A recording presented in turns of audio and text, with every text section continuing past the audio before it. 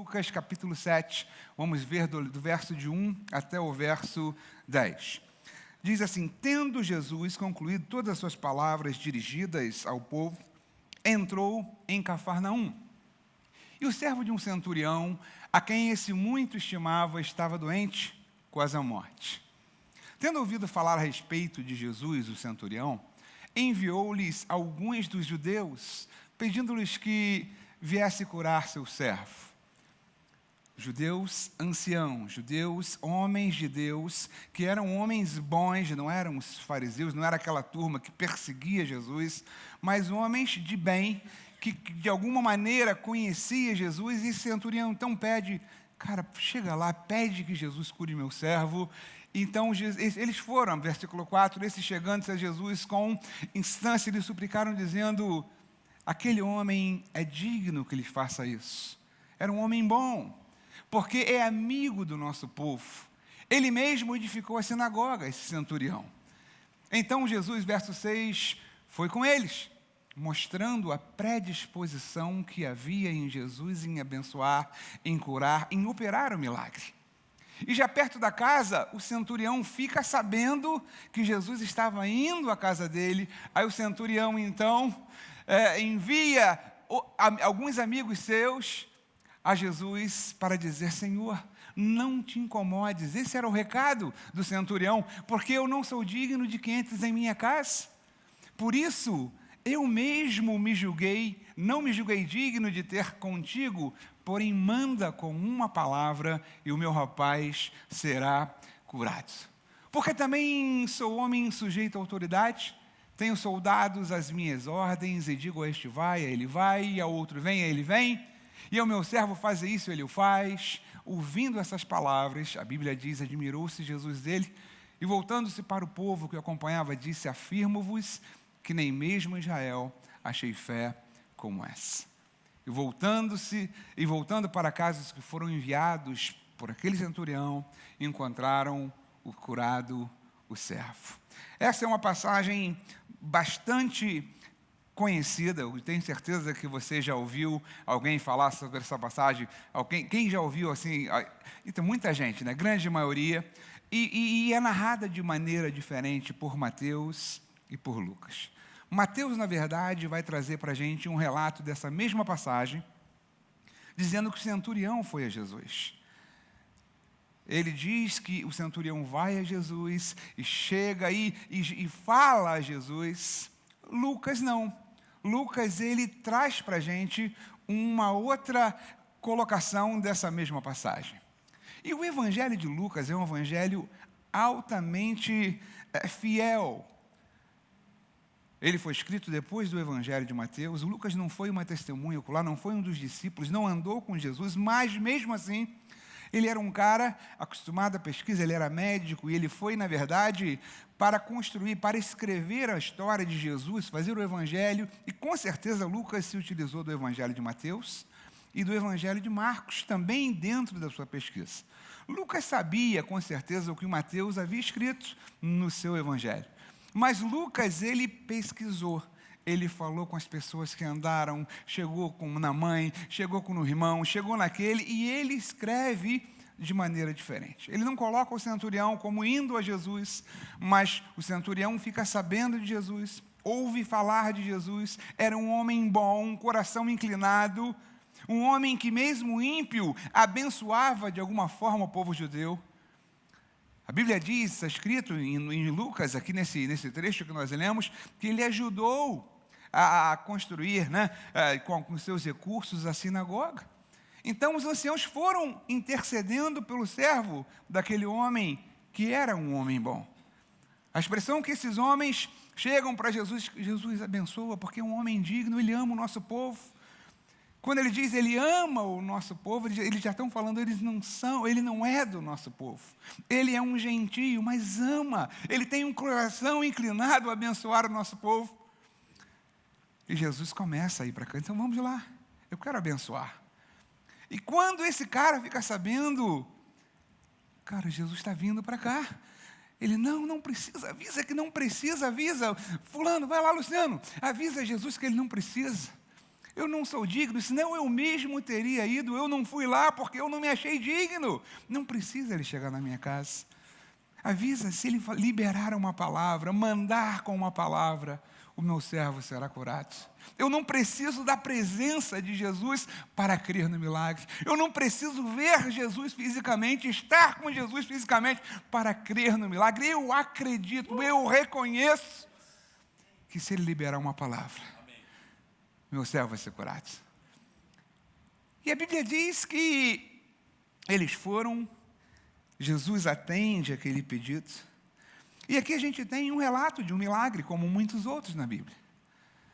Mas, em especial, esse é um milagre que me chama a atenção, porque me parece um ensino diferenciado, de uma fé diferenciada, de um momento diferenciado, em que Jesus faz uma colocação diferenciada. Ele diz, nem mesmo em Israel encontrei fé como a desse cara. Eu imagino, às vezes eu fico tentando me colocar para tentar entender o texto, eu acho que você já passou por isso também, para tentar entender o texto bíblico, a gente tenta se colocar na situação, caramba, se eu estivesse aqui, né, se imaginar. E eu tenho certeza que se eu tivesse uma notícia que Jesus estava vindo em direção à minha casa, eu jamais ia falar, não precisa, não venha, né? Ainda que ele não faça nada, pode chegar, vem. Mas aquele homem não. Aquele homem simplesmente reconheceu a autoridade de Jesus e sabia que ele podia fazer um milagre. Aqui a gente tem um ensino prático de uma fé, de um milagre, de uma fé em ação e de uma fé diferenciada. A Bíblia diz para a gente no livro de Hebreus que Jesus Cristo é o mesmo ontem, hoje e o será para sempre. Você pode dizer amém? Você pode repetir isso comigo? Diga, Jesus é o mesmo ontem, hoje e o será para sempre.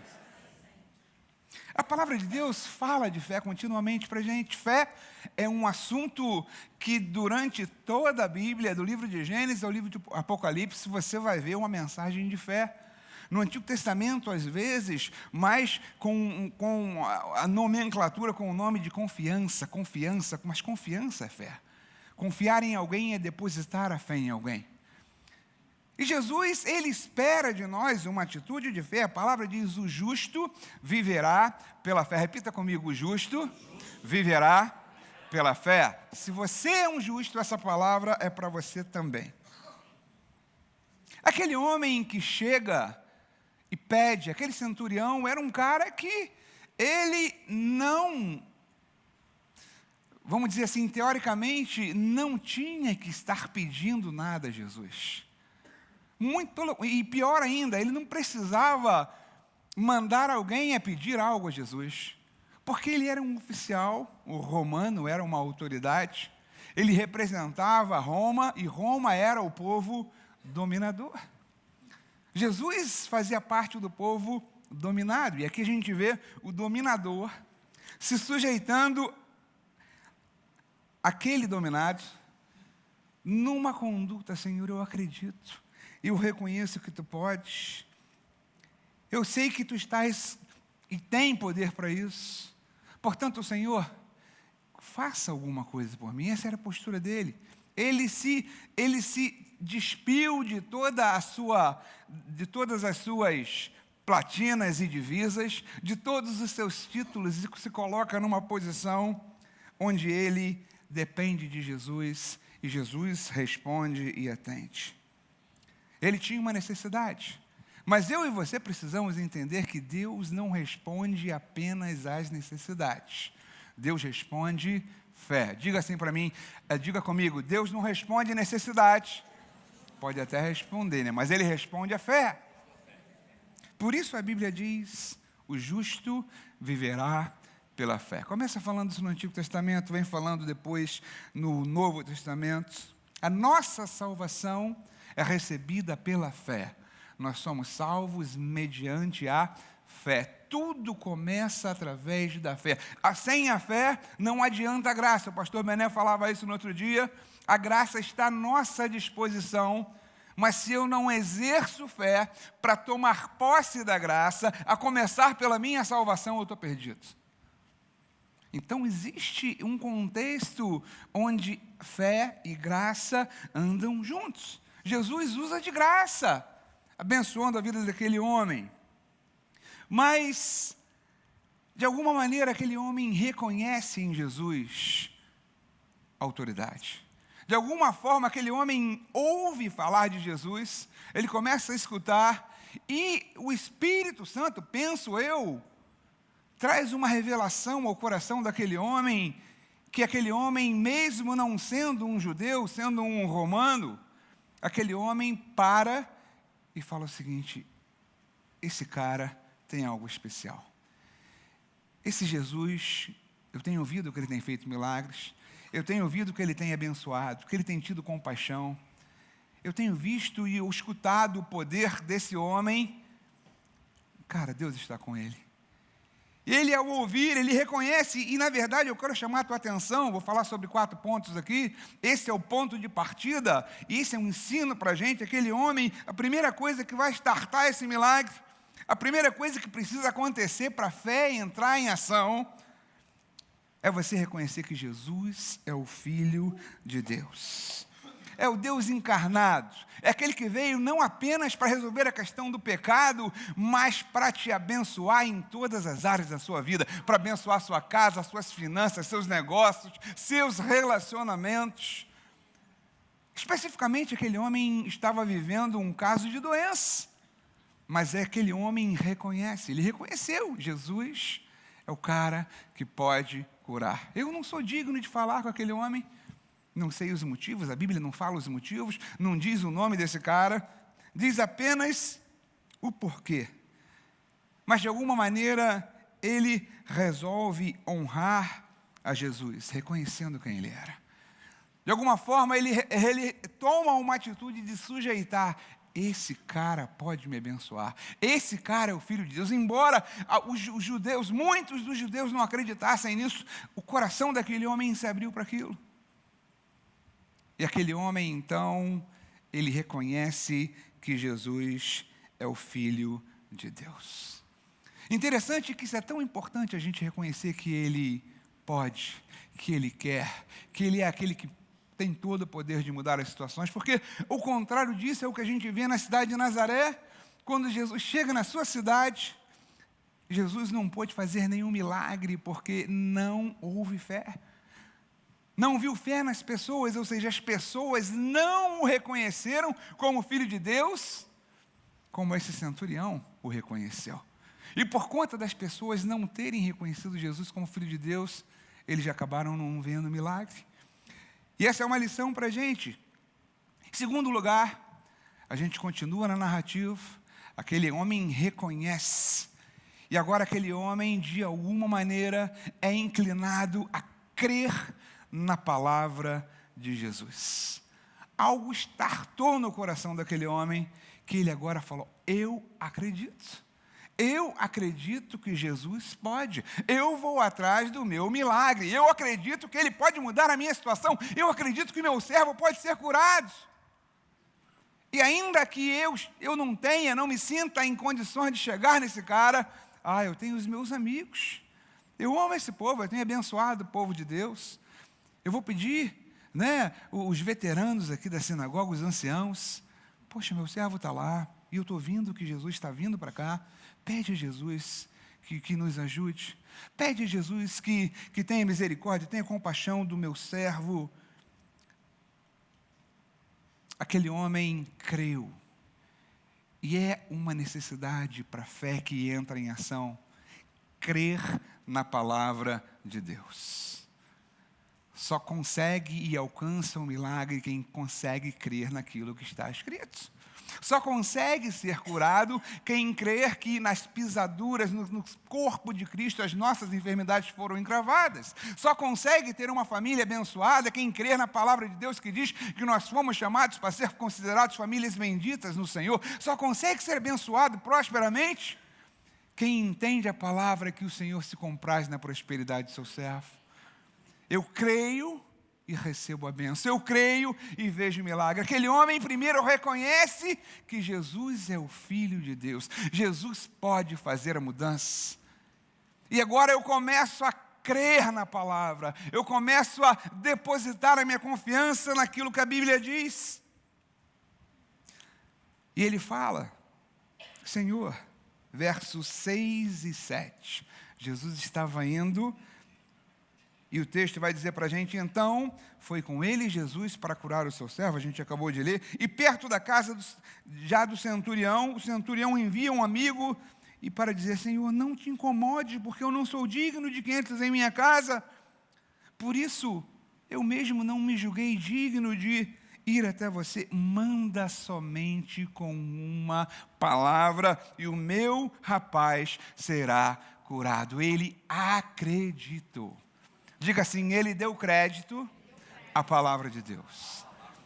Você sabe que essa é uma situação que às vezes nos impede de chegar a alcançar o milagre. Às vezes a gente conhece a palavra, mas a gente não dá crédito. Às vezes nós nos deixamos que uma nuvem nebulosa se interponha entre a palavra e a circunstância, de modo que a gente, mesmo conhecendo a palavra, o que a Bíblia diz, a gente acaba não dando crédito. Às vezes acontece isso. E eu vou dizer para você que já aconteceu comigo, eu tenho certeza que em algum momento você vai falar, cara, aquela situação estava tão terrível que eu quase que não acreditei, mas eu quero dizer o seguinte, se você coloca a sua fé em ação, para você colocar sua fé em ação, para você ter o milagre de Deus se estabelecendo na sua vida, você precisa dar crédito à palavra de Deus. Você diz amém? Amém. É isso aí. Terceira coisa importante que eu vejo e entendo nesse milagre de Jesus, é que aquele centurião reconhece a autoridade de Jesus sobre todas as coisas. Ele não apenas reconhece que Jesus é o Filho de Deus, não apenas ele está fincado em dizer, Senhor, a tua palavra tem poder, eu acredito na tua palavra, eu acredito que se tu mandar o meu servo será curado. Mas ele está dizendo na sua declaração, Senhor, eu reconheço a sua autoridade. Eu sei que de alguma forma tu tens autoridade sobre o mundo espiritual e sobre as circunstâncias. Eu sei que a tua palavra é uma palavra diferenciada e ele começa a usar o seu próprio exemplo. Ele era um centurião. Ele entendia de autoridade. E daí a gente vê esse cara falando para a gente no verso número 8. Jesus não precisa chegar, apenas manda com uma palavra. Ele começa a falar agora de autoridade. Porque eu, Senhor, conheço a autoridade. Também sou homem sujeito à autoridade. Tenho soldados às minhas ordens. E digo a esse cara, a esse soldado, vai, e ele vai. E ao outro soldado, vem, e ele vem. Faz isso, e ele faz. Portanto, Jesus, não precisa você chegar fisicamente aqui em casa. Porque tu tens autoridade para falar, para determinar, e as coisas no mundo espiritual vão conspirar a meu favor, e eu vou ver o meu milagre, e meu servo será curado. Senhor, libera uma palavra, porque a tua palavra é uma palavra de autoridade, a tua palavra é uma palavra que faz diferença. Ele reconhece a autoridade de Jesus. Ele reconhecia que Jesus tinha uma palavra com tal autoridade, que uma vez liberada, o resultado seria alcançado. Você crê nisso? A gente precisa entender isso, a gente precisa crer nisso. Eu preciso entender que uma palavra que Deus liberou a meu respeito, é uma palavra que tem autoridade no mundo espiritual. E não tem nada que possa deter. Ainda que os dardos inflamados do maligno sejam lançados contra mim, contra eu e contra você, nós temos o escudo da fé que vão neutralizar esses dardos. Portanto, por conta disso, Deus nos chamou e nos chama e nos reconhece como mais que vencedores. A Bíblia diz que nós triunfaremos em tudo. Nada poderá nos deter. Essa é uma palavra para você, nada poderá te deter. É isso aí. Deus fala essa palavra para Josué, né? Cara, assim como eu fui com Moisés, eu serei contigo. E eu quero dizer para você nessa noite que nada, absolutamente nada poderá te deter. Na sua casa, no seu trabalho, na sua empresa, nos seus projetos. Cara, você vai ser o melhor vendedor, você vai ser aquele que vai se destacar, você vai ser o melhor professor, você vai ser o melhor orientador, o melhor médico, o melhor engenheiro, porque Deus é contigo e há promessa sobre você. Creia na palavra, reconheça essa palavra como uma palavra de autoridade e tome posse. Exatamente isso que aconteceu com aquele homem. Ele reconhece que Jesus está chegando. Ah, Jesus está chegando. Meu servo está doente. Eu amo esse cara. Esse cara é o meu melhor servo. O cara está doente, mas Jesus está chegando. Alguém falou para ele, escutou. Ah, não, Jesus vai curar meu servo. Ah, o Filho de Deus está chegando. Eu não quero nem saber se esse povo não acredita, mas eu creio. Ele era um romano diferenciado. Ele era um cara inclinado às coisas de Deus. Ele não estava preocupado em oprimir aquele povo. Muito pelo contrário. Ele era o típico cara, o estrangeiro que Deus coloca no circuito para abençoar o povo. Isso acontece com a gente. Às vezes, quantos de vocês e quantos de nós já fomos abençoados por alguém que não é da fé, por um ímpio, né? Deus levanta a gente, Deus levantou aquele homem para abençoar o povo. E agora, por conta disso, por conta dele ser um investidor, talvez, ele construiu a sinagoga para o pessoal, por conta dele ser um investidor, ele está colhendo a recompensa. E ele não apenas colhe a recompensa, ele não apenas é alcançado pelo milagre de Deus, mas de forma diferenciada. E quarto e em último lugar, eu chamo a sua atenção por uma coisa que a gente tem falado aqui na igreja, por uma coisa muito importante, que é a nossa confissão de fé. A palavra liberada. Entenda, ele liberou uma palavra antes de Jesus. Ele liberou a palavra: Senhor, se tu mandares uma palavra, o meu servo será curado. Ele declarou, ele falou, e nós aprendemos nesse último domingo, que a nossa palavra tem poder de criação. Aquilo que eu falo tem poder no mundo espiritual, aquilo que eu falo tem poder de criação. Gênesis vai dizer isso, disse Deus, haja, haja, haja, e as coisas foram surgindo, acontecendo. A nossa palavra tem poder de criação. E aquele homem libera uma palavra: Senhor, se tu falares uma palavra, se tu determinares daí, não precisa se chegar aqui em casa, não preciso tocar em você, eu não preciso que o meu servo receba a imposição de mãos, eu não preciso nada disso. Basta, Senhor, que tu liberes uma palavra. Amém. Ele determinou, ele falou. E a Bíblia diz em Mateus, para a gente, Mateus traz um relato diferente, que Jesus fala assim, que vai, cara, a tua fé, né, seja feito conforme a tua fé. Mas Lucas não. A Bíblia não fala nada sobre isso. Lucas não relata isso. Lucas relata que aquele homem, que os servos daquele homem, daquele centurião, que chegaram, voltaram para casa, e quando eles chegam, o cara estava curado. Houve cura, houve milagre. Esse fato mostra para a gente a importância da gente falar. E falar da maneira certa. A Bíblia diz que na nossa língua, na nossa boca está o poder da vida e da morte. Eu posso construir, eu posso destruir. No mundo espiritual, isso é uma coisa muito... No mundo natural, você pode construir ou destruir. Mas no mundo espiritual, você decreta vida, vitória, milagre, bênção de Deus com a sua palavra. Exatamente a situação daquela mulher que tinha uma hemorragia e vários anos não conseguia ser curada, e de repente ela começa a declarar: cara, Jesus está chegando no meio da multidão, mas eu não posso ir lá.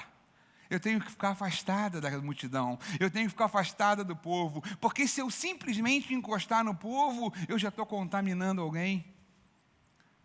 Ah, não, mas eu não vou deixar, porque se eu encostar, se eu simplesmente tocar nas suas vestes, ela dizia, eu serei curada. E de repente eu imagino, a Bíblia não vai falar para a gente isso, mas eu imagino que quando Jesus passava, dada a fama de Jesus, né, os que eram a favor ou contra, os que eram, né, os que acreditavam, os que desacreditavam, os que estavam querendo ajudar e aqueles que estavam querendo criticar, estávamos juntos. Devia ser uma galera, apertado, né? E para aquela mulher chegar em Jesus, certamente ela foi esbarrando em um, foi esbarrando em outro. Ela rompeu com o cerimonial, rompeu com a lei, rompeu com os rituais. Ela falava, se eu apenas encostar em Jesus, eu serei curado. Eu imagino que Jesus também devia estar levando empurrão daqui, empurrão dali, e um encostava nele. Muitas pessoas deviam querer. Essa superstição que existe muitas vezes hoje, existia também. E eu tenho certeza que muitas pessoas também tentavam encostar em Jesus de alguma forma, não tirava selfie com Jesus, que não tinha telefone celular, mas queria encostar. E aí, de repente, Jesus sente que alguém toca de forma diferente. E ele para, ele chega, olha, meu Deus, alguém me tocou. Eu senti que saiu o poder de cura, eu senti que houve milagre, eu senti que a manifestação do sobrenatural de Deus chegou aqui. E ele olha, quem me tocou? Jesus sabia, né? E os discípulos, Senhor, mas tu está doido agora? Todo mundo te apertando para lá, empurrando, quem te tocou? Aí Jesus, não, alguém me tocou de forma diferente. Aquela mulher, Senhor, eu toquei. E Jesus, olha, a tua fé te salvou. Simplesmente porque ela confessou. Na verdade, ela confessou e agiu. Ela teve uma ação e uma confissão de fé, mas a palavra que precisa estar na minha e na sua boca, a palavra que vai fazer diferença, é uma palavra que traz vida. Independente da situação. Querido, entenda isso, você pode estar vivendo o pior dos momentos, declare a palavra de Deus, corrobore aquilo que a Bíblia diz sobre você. Cara, você está vivendo de repente um momento de crise em uma área e você pega as promessas de Deus, começa a falar ao contrário, decreta ao contrário. Eu posso estar vivendo isso, vendo isso, mas eu sou abençoado nessa área. E quando você começa a liberar palavras, entendendo, reconhecendo que Ele continua o mesmo ontem, hoje e o será para sempre, continua com essa disposição de nos atender em seus milagres, Ele continua com a sua autoridade, que a palavra dEle tem validade, alguma coisa acontece. Cara, a sua palavra não volta em vão, nunca. A palavra de Deus não volta vazia quando vem falar conosco. Mas eu quero dizer para você que a sua palavra também não volta vazia. Você recebe isso? Quando nós abrimos os nossos lábios, cara, Deus, sabe, Ele está aberto para nos ouvir, para nos atender. Ele quer falar, eu quero te atender, meu filho, eu quero te abençoar. Eu quero te dar muito mais do que o simples suprimento das suas necessidades básicas. Eu quero te abençoar. Eu te chamei para que você tenha vida em abundância, ainda nesse mundo. Porque quando você tem vida e vida em abundância, você está expressando a glória de Deus. Você está mostrando para o mundo o que Jesus faz com a pessoa. Você está mostrando para o mundo que Deus faz milagres. Quando você olha, né, algumas pessoas, eu também estou envolvido nesse meio, me incluo nesse meio, você fala, cara, como Deus mudou a vida desse cara? Como Deus transformou a vida desse cara? Como que as coisas aconteceram na vida desse cara? Deus faz isso com a gente. Né? Como Deus abençoou essa mulher, como essa mulher mudou. Às vezes o próprio marido, a própria esposa, caramba, o que aconteceu com o meu? Você está ficando maluco, né? Recebeu uma lavagem cerebral, alguma coisa aconteceu lá na igreja que esse cara mudou demais. Agora, né, vivia brigando, agora está tranquilo, né, vivia reclamando, agora começa a falar umas coisas assim, né, parece que está bilulando, falando que eu sou bênção, falando que vai dar certo, nunca falou, que falava em separação, falava que não dava mais, que não aguentava, agora está falando que vai dar certo, agora está falando em restauração, agora está falando que as coisas vão acontecer. O que aconteceu? Jesus faz isso com a gente. Basta a gente colocar em prática a fé. Basta a gente exercitar, porque essa é a vitória que vence o mundo, a nossa fé. Não tem outra maneira. Aquele homem expressou ao Senhor uma fé diferenciada. E eu quero desafiar você essa noite. Eu quero trazer tudo isso que eu falei para você, nada disso é novidade para você, né? Você já conhece, mas é legal a gente ser lembrado, a gente ser confrontado. Eu quero te desafiar a colocar sua fé em ação nesta noite. Eu não sei se você está com tudo em cima, eu digo assim, bem em todas as áreas da sua vida. Se tiver, amém, a vontade de Deus para a sua vida é essa. Mas de repente você, Senhor, eu estou bem numa área, mas não estou na outra. Não, Deus quer te abençoar em todas as áreas. A bênção do Senhor para a tua vida é plena, você recebe isso? Pastor Bené uma vez pregou, anos atrás, uma mensagem sobre prosperidade harmônica. Eu acho que faz uns 4 anos que ele pregou isso. E eu me lembro, Bené, dessa palavra, entrou no meu coração de uma maneira tão tremenda. Prosperidade não é você ter grana e estar falido na família. Prosperidade não é você estar bem na família e estar vivendo, sabe, uma vida de doença, não consegue fazer nada. Prosperidade não é você estar bem em uma área e você estar deficiente em outra. Deus tem uma prosperidade plena em todas as áreas. Deus te chamou para te dar harmonia. Prosperidade não tem nada a ver com riqueza, gente. Riqueza faz parte do pacote. Você ser abençoado financeiramente faz parte. Mas isso é o mínimo. Prosperidade é você estar bem com Deus. Prosperidade é você estar bem com a sua esposa em casa. É você olhar para os seus filhos e ter identidade com eles. É conseguir conversar com seus filhos. Prosperidade é ter um relacionamento onde há respeito, carinho, amor genuíno. Não falo só de sexo, não. Também sexo. Prosperidade é ter sexo no casamento, viu, gente?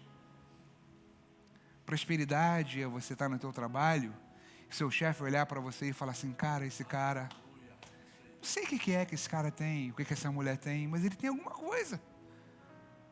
O cara está ali tranquilo, cara, devagarzinho, está produzindo pra caramba, tem alguma coisa nesse cara.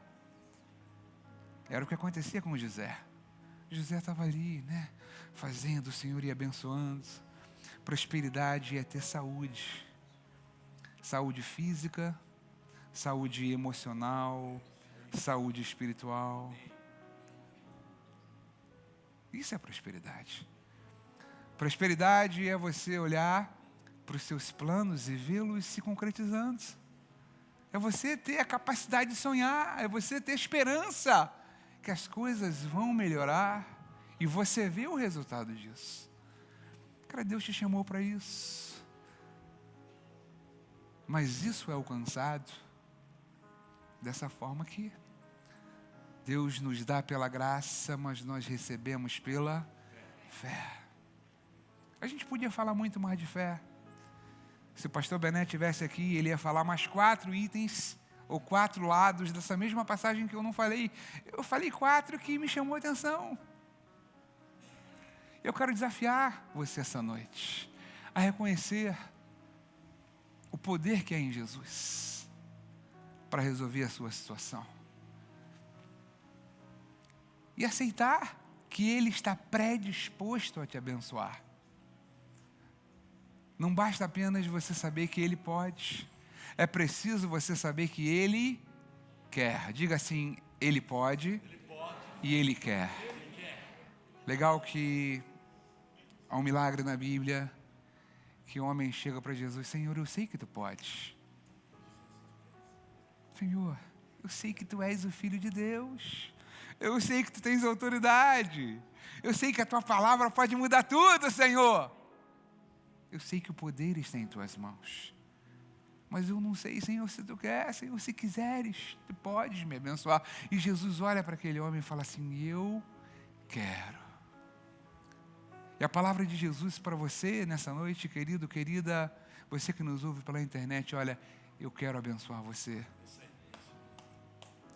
Eu estou aqui para te abençoar, eu vim para isso. Eu vim para que vocês tenham vida, para que a vida de Deus seja estendida, seja expandida a vocês. Eu vim para tirar vocês da prisão, tirar vocês de um lugar escuro onde vocês não conseguem enxergar, para transportar vocês para o império da luz. Eu vim para isso. Eu vim para te abençoar. Eu quero te abençoar em todas as áreas da sua vida. Jesus diz isso. Você crê nisso? Creia na palavra de Jesus. Creia no que a Bíblia diz a seu respeito. E aqueles homens naquela época não tinham o que nós temos hoje. Nós temos esse livro. Eles tinham o Antigo Testamento e nós temos as palavras, que não continha, na verdade, as palavras de Jesus. Não continha a doutrina da graça. E Jesus veio e deixou isso para a gente. E ele começa, depois você chega em casa e vê lá, sabe? Pega lá o Sermão da Montanha. Mateus, capítulo 5, 6, ele começa falando das bem-aventuranças. E aí ele vai falar para você que ele cuida de você.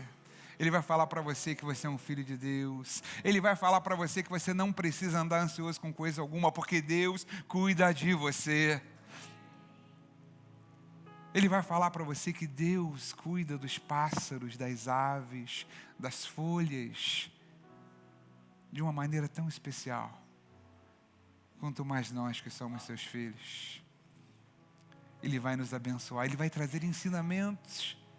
Creia na palavra de Jesus que diz que a obra dele na sua vida está completa. Diga assim, está consumado.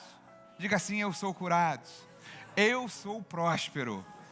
A minha família é uma família bendita. Está consumado. Ele já decretou isso para você. Usa a tua fé para isso. Não se curve às circunstâncias. Não se curve aos dardos inflamados do maligno. Não se curve a isso. Use o escudo da fé para neutralizar. O dia mau pode chegar. As tribulações, as aflições podem chegar. Mas com o escudo da fé você vai neutralizar toda a investida de Satanás na sua vida.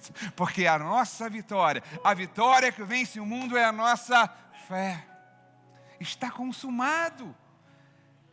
Ele concluiu a obra, a boa obra, a graça está disponível a você. Mas a gente precisa andar por fé. Creia naquilo que a Bíblia diz a seu respeito. Creia na sua nova identidade. Creia naquilo que a Bíblia diz que você pode. Creia naquilo que a Bíblia diz que você tem. Diga assim, eu fui feito novinho. Diga assim, eu fui feito novo. É isso, inova também, né? Legal. Cara, Deus tem coisas especiais para você. Pastor Maurício falava agora nessa conferência que ele teve na Hillsong, que um dos pastores preparou uma mesa lá, né? Para mostrar um banquete. E Deus preparou um banquete para nós. O banquete está à nossa disposição, gente. É só a gente chegar e comer. É só você chegar e usufruir da bênção que Ele já conquistou para você. A gente não está sendo triunfalista, a gente não está querendo ser melhor do que ninguém. A gente está falando da palavra de Deus, Ele consumou essa obra, você pode todas as coisas nele, você tem todas as coisas nele. Ele ama você, Ele quer o melhor para você, você recebe isso. Terceiro, reconheça a autoridade de Jesus sobre toda e qualquer situação. Nada, absolutamente nada, está acima da autoridade de Deus. O que Deus determinou para a sua vida, desenhou para a sua vida, é o que prevalece. Recebe isso aí? Não seja enganado. Não se deixe enganar por circunstâncias. Porque Deus já decretou vitória sobre a tua vida. E Ele tem autoridade para te abençoar. E quarto, é o que a gente falou, expresse a sua fé através de palavras que corroborem aquilo que Deus diz a seu respeito. Não permita que da sua boca, que dos seus lábios, sejam liberadas palavras de derrota, de incredulidade. A Bíblia está cheia de exemplo e mostra que o povo era derrotado porque liberou uma palavra de derrota. de incredulidade.